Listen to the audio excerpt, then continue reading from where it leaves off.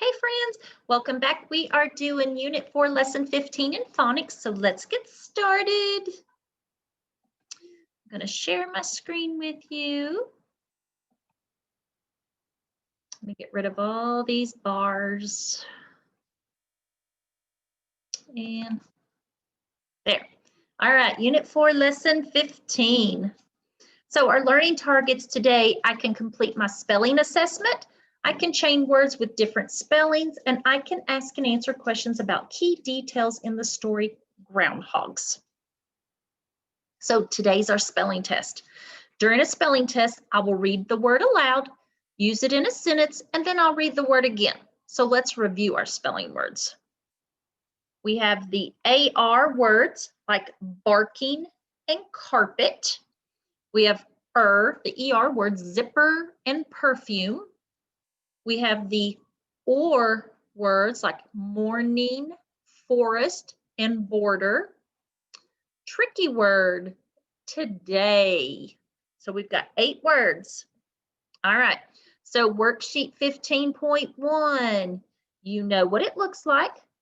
So I'm going to show you. Looks like this. All right. So I am going to take it back to this right here, and I am going to stop sharing so you can see me. All right. So spelling test number 1. Forest. Forest. The deer live in the forest. Forest. Number 2, zipper. Zipper. My zipper on my jacket is broken. Zipper.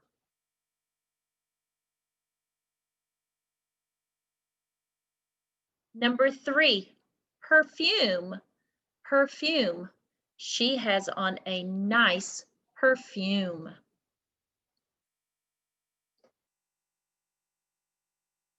Number 4, barking.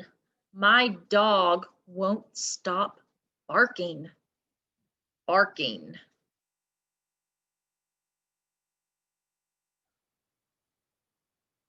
Number 5, morning.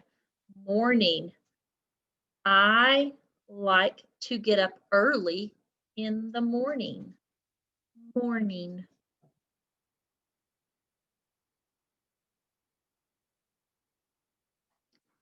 Number 6, carpet. Carpet. I spilt my tea on the carpet. Carpet. Number 7, border. Border. The border on my bulletin board is pink. Border. And number 8, today. Today is a great day. Today. All right, I'm going to go over those words one more time with you. So number 1 is forest, 2, zipper, 3, perfume, 4, barking, 5, morning, 6, carpet, 7, border, 8, today. All right, so let me get back to my screen share again. All right. And let me get rid of these bars again here and put it back in present mode. All right, so we just did our spelling assessment. Now it says large card chaining, and it says we're going to need the following cards for this activity. Well, on this, I am going to chain on my board, okay? So I am going to give you this word, all right? Actually, let's do this. I'm going to escape right now, and I'm going to stop sharing so that way you see me. only, all right? Because I'm going to show you my whiteboard and what we're going to do that way, okay? Okay, so let me get this set up. Get to my pad of paper. Let me close my blind because I think it's too bright. Actually, I know I'm shifting things around. I'm at home and I apologize. Maybe this will work better if it's facing this way. Oh, yeah. Perfect.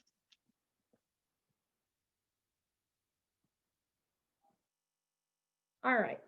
So we're going to start with the first word. All right. I'm going to make the word arms. So it's spelled A-R-M-S, arms, right? So if I wanted to make farms, I would add an F to it, and it makes farms. But what if I want to make forms? So that's where I take the A out and I add the O because it has the or, forms. And if I want to make the word form, I take off the S. Okay. What if I want to make form into fork? I'm going to replace the M with a K, and now I have fork. But what if I want to make fork into pork? I'm going to change out my F to a P, and now I have pork. What if I want to make pork into perk? Perk. That means I'm going to change my vowel out to an E, and now I have perk. Okay, from perk, I want to go into the word pert. So I'm going to change my ending and put it as a T, and now I have pert. What if I want to make pert into part?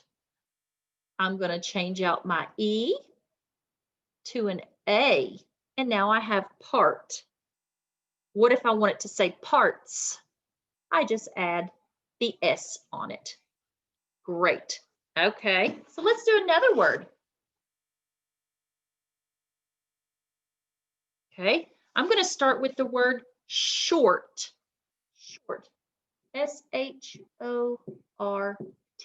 Short. So from short, I want to make the word shorn. So that means I'm going to take the T off and I'm going to replace it with an N. Now I have shorn. So if I want to make horn, I am going to drop the S and now I have horn. But what if I want to make horn into corn? I would still drop the H and make it a C, and now I have corn. So let's take corn into, turn it into cord. So I'm going to take off my ending and add a D, cord. So I want to make cord into card. So I'm going to take out the O, add an A. Now I have card.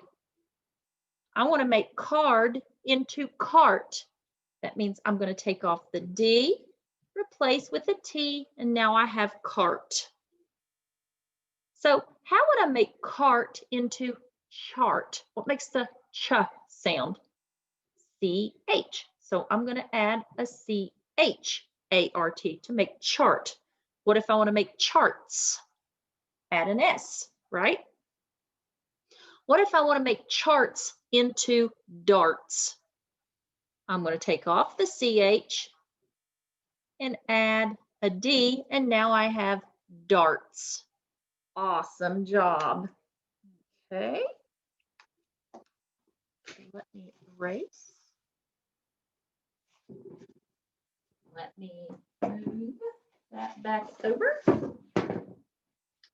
Okie dokie. Thank you guys for being patient. All right, so I'm going to go back to sharing my screen with you. And I am going to move our lesson up because we just did all this.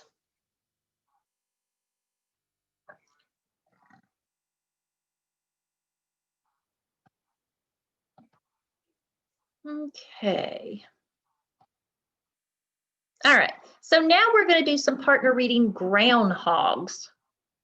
All right, today's story is called Groundhogs. Groundhogs are animals that have fur and sharp claws and live in dark holes underground, usually in fields. So let's preview some spellings. The R as in sharp, dark, and bark. As in critters and pepper. Tricky words, down, there, some, by, yesterday. Now, two-syllable words in this is groundhog, lookout, insects, morning, and petting. Let's preview some vocabulary words. We have groundhog. We have critters, and that cute little chipmunk. And then to be on the lookout, look at those cats looking outside. They're watching, aren't they? Then we have insects. You know, they've got 6 legs. And pen, something that you keep animals in. So let's read to learn about groundhogs. We will find out what they like to eat. Wonder what they like to eat. I bet they like insects or grass, I bet. Let's see. All right, so let's escape and let's go to our story. Nope, wrong one. Let me get right there. Here you can see a groundhog. Groundhogs have sharp claws that help them dig holes in the ground, and they spend lots of time down in those dark holes. There's a cute little groundhog now. Groundhogs like to feed on grass and plants. Ooh, I was right on the grass. That's cool. But when they run out of their holes to get food, they have to be on the lookout. That means watching. Some critters, like bobcats and snakes, like to dine on groundhogs. That means they like to eat them. This groundhog here is sitting up to see if there's a snake or a bobcat close by. Get him looking. See his claws on his paws there? So groundhogs are eaten by snakes and bobcats. Ugh. This groundhog is named Pepper. We feed her grass, tree bark, and insects. But the food that she likes best is corn. We found that out yesterday morning when she got out from her pen. We found her in the petting zoo. She ate a lot of the corn that was there for the ducks and the hens. There she is. All right. So let's go back here.